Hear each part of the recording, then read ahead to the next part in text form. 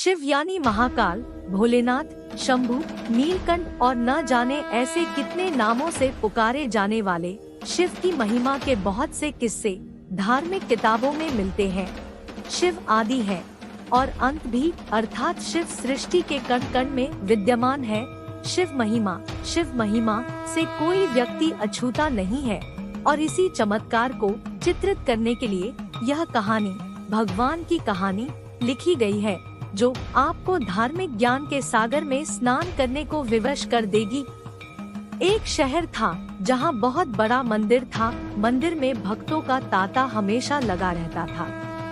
मंदिर के आने जाने वाले रास्ते में धार्मिक सामग्री बिक्री हेतु छोटी छोटी दुकानें लगी हुई थी और उन्हीं दुकानों में एक दुकान ओंकार की थी।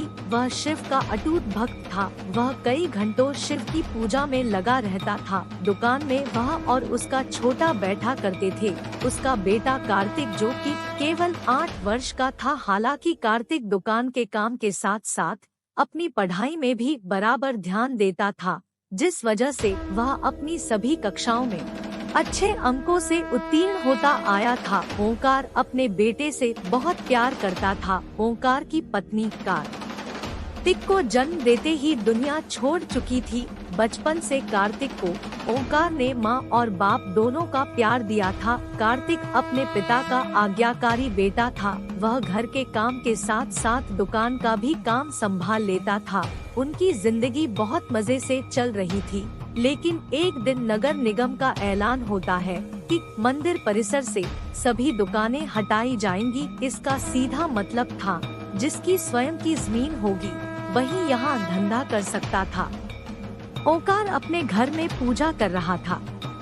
जैसे ही उसे यह बात पता चलती है, उसके पैरों तले जमीन खिसक जाती है, क्योंकि मंदिर परिसर की वह दुकान उसकी रोजी रोटी थी और उस दुकान के अलावा उसके पास आमदनी का कोई और जरिया नहीं था।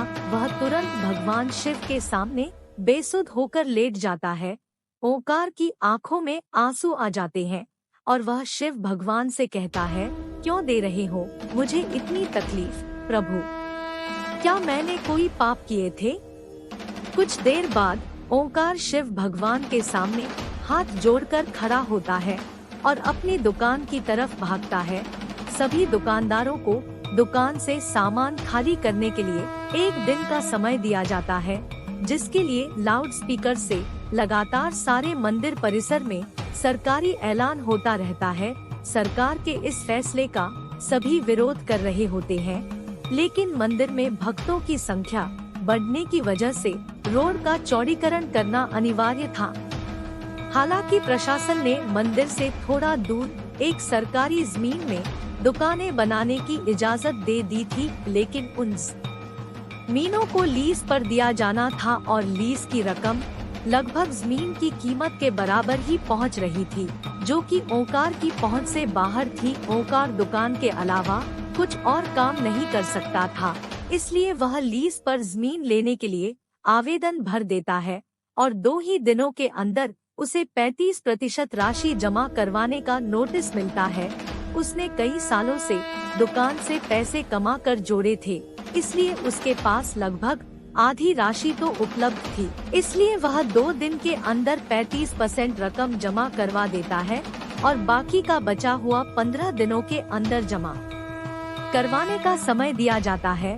ओंकार अपने बेटे से कहता है कि बेटा, हमें ये जमीन कुछ भी करके लेना होगा। मेरे पास आधे ही पैसे हो पा रहे हैं, बाकी पैसों के लिए हम बैंक से लोन ले लेते हैं। कार्तिक उम्र में छोटा जरूर था, लेकिन वह बहुत समझदार था। वह अपने पिता की बात से सहमत हो जाता है। ओंकार अपने बेटे को लेकर बैंक पहुंच जाता है और प्रबंधक के पास जाकर लोन के लिए आवेदन देता है।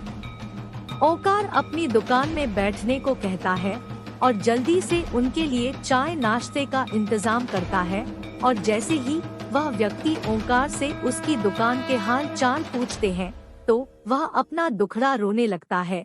वह व्यक्ति शिव की मूर्ति को नीचे रखे देख ओंकार से कहते हैं, तुमने शिव भगवान को ऐसे क्यों स्थापित किया है? उनके लिए छोटा सा मंदिर बना लो, तुम्हारा कल्याण हो जाएगा। और इतना कहकर वह वहां से चले जाते हैं। ओंकार उस व्यक्ति के जाते ही अपने काम में लग जाता है। 1-2 महीने के अंदर ओंकार की हालत बदतर होने लगती है। वह कर्ज में डूबता जा रहा था, लेकिन इसके बावजूद वह शिव की पूजा में उतना ही समय देता था जितना हमेशा से देता आया था। एक दिन वह थोड़ा जल्दी दुकान पहुंच जाता है और दुकान की साफ सफाई करने लगता है। ओंकार को अचानक उस व्यक्ति की बात याद आती है कि शिव के लिए छोटा सा मंदिर बना लो। तभी ओंकार कुछ मजदूरों को बुलाकर दुकान के कोने में छोटा सा मंदिर बनवाने के लिए गड्ढा खुदवाने लगता है, लेकिन बहुत प्रयास करने के बाद भी उस जगह पर गड्ढा नहीं हो रहा होता और जब मिट्टी हटाकर मजदूर देखते हैं तो वह दंग रह जाते हैं।